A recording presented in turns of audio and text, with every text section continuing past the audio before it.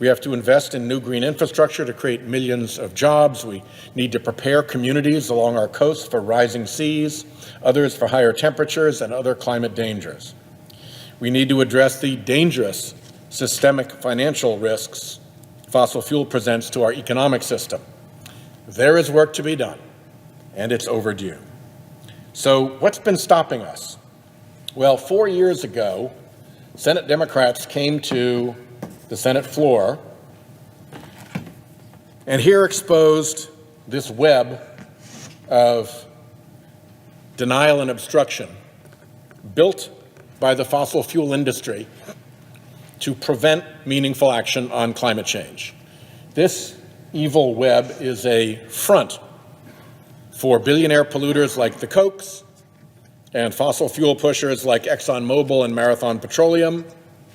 To hide its funders, this web uses creepy identity-scrubbing groups like Donors Trust and Donors Capital.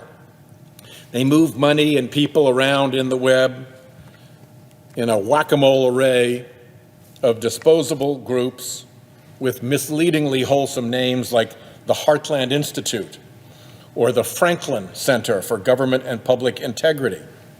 Benjamin Franklin would vomit at this abuse of his name. Following Big Tobacco's playbook, this web of denial kept the polluters' fingerprints off the dirty work of sowing doubt about climate science, just as the tobacco industry fraudulently stood up front groups to dispense denial of the harms of tobacco.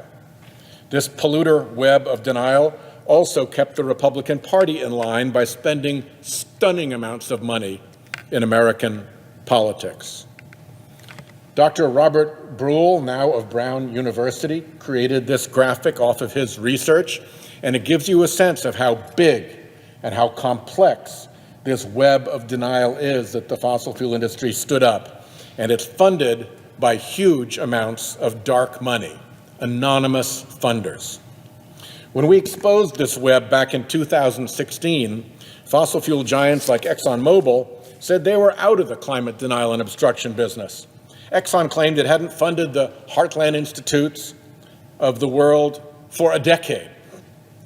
Fossil fuel executives said they knew climate change was a threat. They claimed to have turned the page on this nonsense.